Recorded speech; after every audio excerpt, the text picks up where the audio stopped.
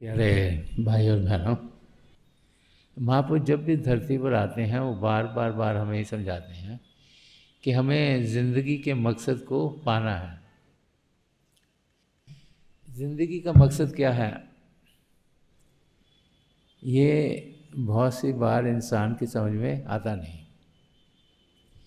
लेकिन जब भी महापुरुष आए हैं वो धरती पर बार बार आए हैं, अलग अलग धर्मों में आए हैं और वो हमें समझाते चले आए हैं कि कैसे हम अपनी मंजिल तक पहुंच सकते हैं, कि हमने जाना कहाँ है, मंजिल क्या है, रास्ता कौन सा लेना है ताकि हम अपनी मंजिल को जल्दी से पा लें।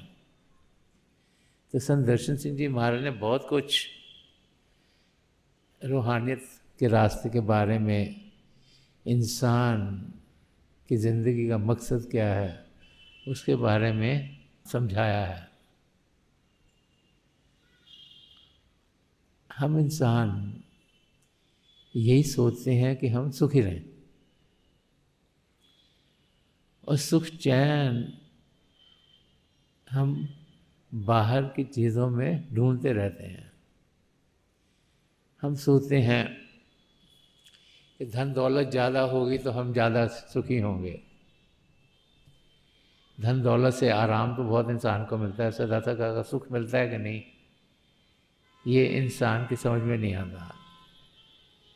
हम सोचते हैं कि अगर शारीरिक रूप से हम तंदुरुस्त रहेंगे तो हम सुखी होंगे। हम ये भी सोचते हैं कि अगर हमारे रिलेशनशिप्स एक दूसरे से बने रहेंगे, अच्छे रहेंगे तो हम सुखी होंगे। और हम उस सुख को पाने के लिए बाहर की दुनिया में ही ध्यान टिकाते रहते हैं। तो संत दर्शन सिंह जी महाराज, जिन्होंने अपनी ज़िंदगी के मकसद को जाना, उनके चंद शेर हैं जो हमें दर्शाते हैं कि हमारा जो गोल है, जो हमारा एम है, वो क्या होना चाहिए। तो वो समझा रहे हैं शेर के ज़रिए कि हम सब की ज़िंदगी है कैसी, कि हम आम इंसान जीते कैसे हैं। तो फरमा रहे हैं कि जब आदमी मुद्दाए हक है तो क्या कहें मुद्दा कहाँ है। कि जब आदमी मुद्दाए हक है तो क्या कहें मुद्दा कहाँ है। खुदा है खुद जिसके दिल में पनाह, खुदा है खुद जिसके दिल में पनाह, वो ढूंढता है खुदा कहाँ है। तो संत दर्शन सिंह जी महाराज समझा रहे हैं कि हम इंसानी चोले में आए हैं, हम आदमी के रूप में हैं, आदमी हो औरत हो, हम इस मानव चोले में हैं। और इस चोले का पाना एक हमें हक देता है कि हम पिता परमेश्वर के प्रेम करके यहाँ आए हैं। 84 लाख जिया जिनमें करोड़ों आत्माएं भड़क रही हैं, प्रभु में उनमें से कुछ चुनी है और उन्हें ये मानव चोला दिया। इस वक्त शायद 8 बिलियन लोग जी रहे हैं, तो वो चुने गए हैं, प्रभु ने चुना है उनको। प्रभु ने उनको चुन के हक दिया है कि वो प्रभु से मिल सकते हैं। प्रभु ने उन्होंने खास करके हर एक इतनी करोड़ों आत्माओं में से चुन के यहाँ भेजा है। तो फरमा रहे हैं कि जब आदमी मुद्दाए हक है तो क्या कहें मुद्दा कहाँ है। और कह रहे हैं प्रभु ने तो हमारी आत्मा को चुना और चुन के प्रभु ने ये शरीर दिया और आत्मा के साथ खुद इसमें बस गए। तो कह रहे हैं कि जो इंसान है वो कोशिश कर रहा है कि मेरा मुद्दा क्या है जीने का, मेरे एम क्या है जीने का, मेरे को गोल कौन सा पाना है। सो रहा मेरे को सुखी होना है। वो सोचता है कि सुख चैन बाहर की चीज़ों से आएगा, लेकिन वो भूल जाता है कि प्रभु उसके भीतर हैं, उसके अंदर हैं। और अगर ध्यान उस ओर करेगा तभी वो अपनी मंजिल तक पहुंच पाएगा। कि खुदा है खुद जिसके दिल में पिना, कि पिता परमेश्वर खुद जिसके अंदर बसे हुए हैं, वो ढूंढता है खुदा का। वो ढूंढ रहा है कि कभी यहाँ पर प्रभु को ढूंढने चला जाता है, कभी यहाँ चला जाता है, कभी वहाँ चला जाता है, कभी वहाँ चला जाता है। तो संत दर्शन सिंह जी महाराज हमें समझा रहे हैं कि अगर हमने सदा सदा का सुख चैन पाना है तो हम ये जाने कि सुख चैन हमें ज़रूर मिलेगा। इस चोले में आने का मकसद ही है कि हमें एक बर्थ रेट दिया गया है। प्रभु ने खुद चुन के हमें भेजा है ताकि हम प्रभु से मिलें और 84 लाख जिया जिन से हमें छुटकारा मिले। तो we are the selected one. प्रभु ने इतनी करोड़ों में से चुन लिया सबको और ये मौका दे दिया। अब जब प्रभु ने मौका दिया है तो उसका फ़ायदा हमें उठाना है। अगर ये समय जो प्रभु ने हमें दिया है, जितनी भी सांसें दी हैं इस शरीर में होने की, उसका पूरा पूरा फ़ायदा हमने उठाया नहीं तो फिर ये सुनहरा मौका हमारे हाथ से निकल जाएगा। तो उन्होंने हक तो दे दिया कि हाँ तुम मुझसे मिल सकते हो, तुम मुझ में जुड़ सकते हो, तुम मुझ में लीन हो सकते हो। वो करने के लिए कुछ हिम्मत हमें भी करनी है। और अगर हम ये सोचें कि सुख चैन बाहर की चीज़ों में मिलेगा और सारा समय बाहर की ओर ही गुजार देंगे तो फिर कुछ भी पाए बगैर हम इस धरती से चल बसेंगे। तो संत दर्शन सिंह जी महाराज बड़ा प्यार से यहाँ हमें समझा रहे हैं कि पिता परमेश्वर कहीं दूर नहीं, हमारे भीतर है। हम ध्यान बाहर से हटाकर अंदर की दुनिया में करें तभी हम उनको पाएंगे। और यही जितने भी महापुरुष आए हैं वो बार बार बार हमें समझाते चले हैं। राजा पीपा फरमाते हैं कि जो ब्रह्मंडे सोई पिंडे, जो खोजे सो पावे। कि जो सर्च करेगा, जो खोजेगा वही पाएगा। तो खोजने का मतलब क्या हुआ कि जो एफर्ट डालेगा, जो अंदर की दुनिया में बढ़ने की कोशिश करेगा, जो शांत अवस्था में पहुंचेगा, जो अपने शरीर को शांत करेगा और मन को शांत करेगा, वो ही अपनी मंजिल की ओर बढ़ने के लायक होगा। जो ऐसा करेगा वो ज़रूर पिता परमेश्वर को पालेगा और जो ज़िंदगी और मौत का रहस्य है वो उसके लिए खुल जाएगा। तो महापुरुष जब भी इस धरती पर आए हैं बार बार बार हमें समझाते चले आए हैं कि हम सब प्रभु को जान सकते हैं, पहचान सकते हैं, अपनी मंजिल की ओर बढ़ सकते हैं। संत दर्शन सिंह जी महाराज जिन्होंने और बहुत कुछ इस ज़िंदगी के बारे में फरमाया, वो एक जगह फरमाते हैं कि ज़िंदगी ख्वाब मुसलसल के सिवा कुछ न सही। कि ज़िंदगी ख्वाब मुसलसल के सिवा कुछ न सही, इसकी ताबीर तो दर्शन को बता दे साकी। तो संत दर्शन सिंह जी महाराज फरमा रहे कि ये ज़िंदगी है जिसे हम असली ज़िंदगी समझते हैं। हम लोग तो सब यही सोचते हैं कि ये इन आँखों से जो देखा वो सच है, जो कानों से सुना वो सच है, जो बाकी इंद्रियां हैं चखने की, सूंघने की, स्पर्श की, उसके ज़रिए जो भी हम अनुभव करें वो सब सच है। लेकिन संत दर्शन सिंह जी महाराज फरमा रहे कि ज़िंदगी ख्वाब मुसलसल के सिवा कुछ ना सही। कि ज़िंदगी एक लगातार चलने वाला स्वप्न है। अब जब हम ड्रीम स्टेट में होते हैं, जब हम स्वप्न रहे होते हैं, और आप में से कईयों को ज़रूर ज़िंदगी में सब किसी न किसी समय आया होगा। तो सब जब आता है तो लगता है सब कुछ ठीक है, वैसे ही हो रहा है। जितनी देर तक वो सब चलता रहता है, हमें यही लगता है कि जो सब में हम अनुभव कर रहे हैं वही सब सही है। लेकिन जैसे हम उसे उठते हैं लगता है ओहो ये तो स्वप्न था। वही हालत हम सबकी है।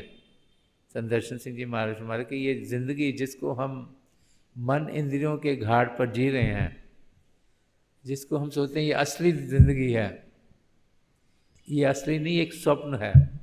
हम माया की दुनिया में जी रहे हैं। जो कुछ यहाँ अनुभव करते हैं मन इंद्रियों के घाट पर, वो सिर्फ बाहरी दुनिया का ज्ञान है, यहाँ की चीज़ें हैं। और जितना ज़्यादा इस ओर बढ़ेंगे उतना ही हम प्रभु से दूर होते चले जाएंगे। तो कह रहे हैं इस स्वप्न को तोड़ो, इस स्वप्न में जीते ना रहो। अगर जिंदगी भर ये चलता रहेगा तुम्हारे लिए, अगर ऐसे सोचते रहोगे कि सब चीज़ें मन इंद्रियों के घाट पर जो हो रही हैं सही हैं, तो पूरी जिंदगी ऐसे ही गुजर जाएगी। जागो, स्वप्न से जागो। तो सबसे इंसान जागता कैसे है? जब से ये समझ आ जाए कि माया की नगरी में जीते हुए हम असलियत की जिंदगी पा सकते हैं। तो वो कैसे अनुभव होगा हमारे लिए? जब ये अंदरूनी आँख खुलेगी,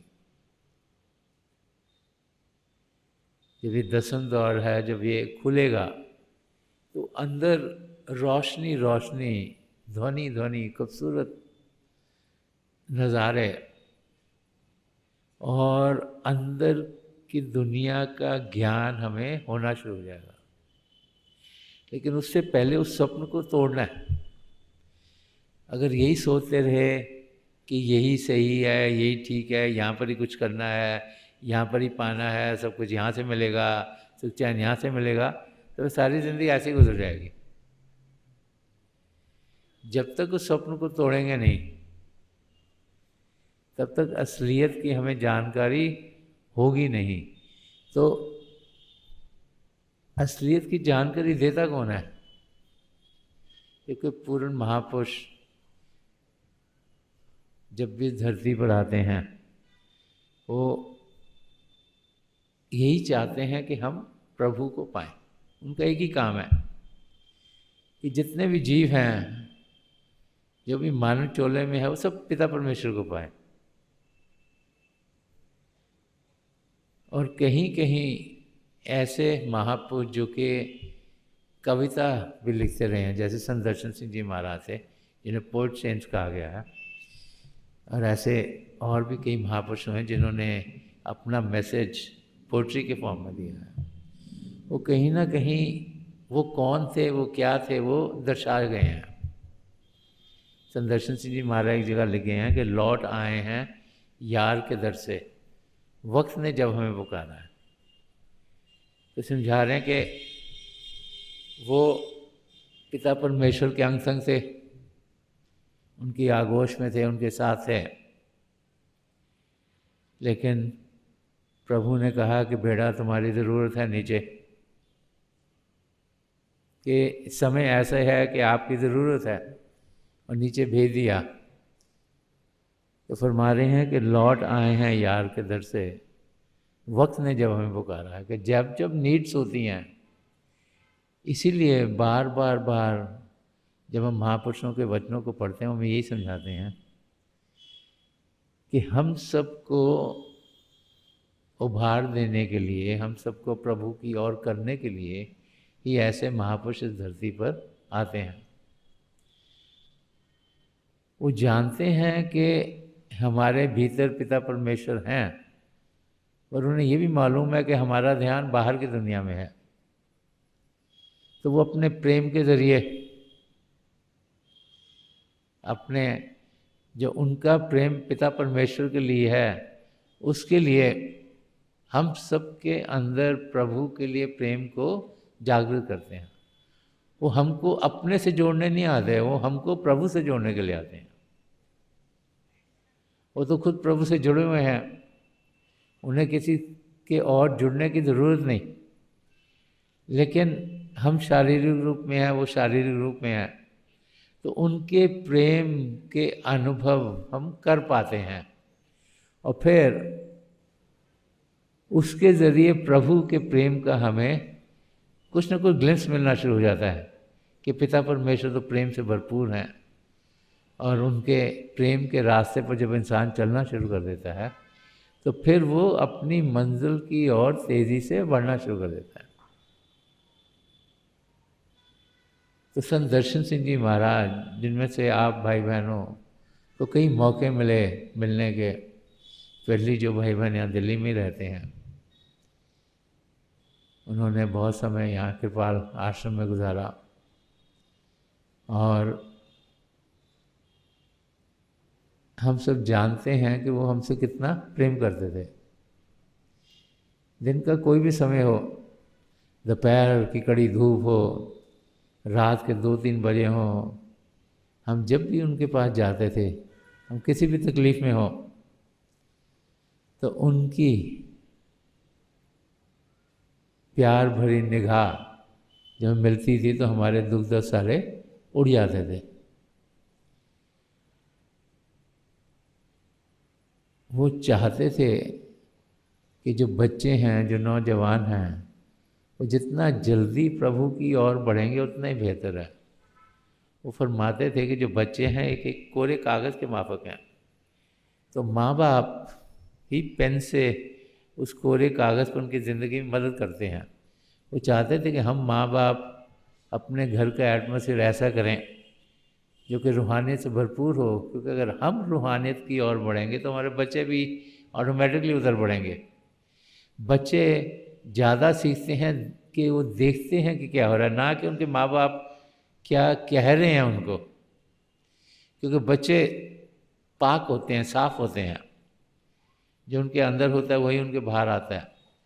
तो वो ऑब्ज़र्व करते हैं, वो देखते हैं कि माँ बाप जीते कैसे हैं, रहते कैसे हैं। अगर वो देखें कि माँ बाप भजन कर रहे हैं तो वो भी भजन सिमरन करेंगे। तो देखें कि माँ बाप कहते तो हैं भजन करो और खुद करते नहीं, तो फिर बच्चे भी नहीं करेंगे भजन सिमरन। तो हमको अपने घर का एटमॉस्फेयर ऐसा बनाना चाहिए, यही संत दर्शन सिंह जी महाराज बार बार फरमाते थे, जिसमें कि जो अगली जनरेशन आ रही है उसका ध्यान प्रभु की ओर बढ़े। और जब भी कई बच्चे जो कि पढ़ना लिखना नहीं चाहते थे, उनको संत दर्शन सिंह जी महाराज बार बार यही समझाते थे कि पढ़ना लिखना कितना ज़रूरी है, क्योंकि वो पॉजिटिव मैसेज में बिलीव करते थे। वो चाहते थे कि हम अपने हर क्षेत्र में बेहतर हों। अगर पढ़ाई करनी है वो भी बेहतरी से करें, ताकि जो भी सीख रहे हैं उसको अच्छी तरह से सीखें। अगर काम कर रहे हैं किसी के लिए, वो भी दिल लगा के काम करें ताकि हम सही तरीके से अपने काम को करें। अगर हम बिज़नेस अपना कर रहे हैं तो बिज़नेस भी सही अच्छे तरीके से करें ताकि हमारा बिज़नेस कामयाब हो। बहुत से हमने एम्प्लॉयज़ रखे हैं, उनका भी ज़िंदगी गुजरे। तो वो चाहते थे कि हम जो भी करते हैं उसे सही तरीके से करें, अच्छे तरीके से करें, कि ज़िंदगी का मकसद है पिता परमेश्वर को पाना, लेकिन हमने इस धरती पर जीना है। और वो चाहते थे कि हर एक चीज़ हमारे लिए बेहतर से बेहतर हो ताकि हम हर एक स्फीयर ऑफ लाइफ में बेहतर कर पाएँ।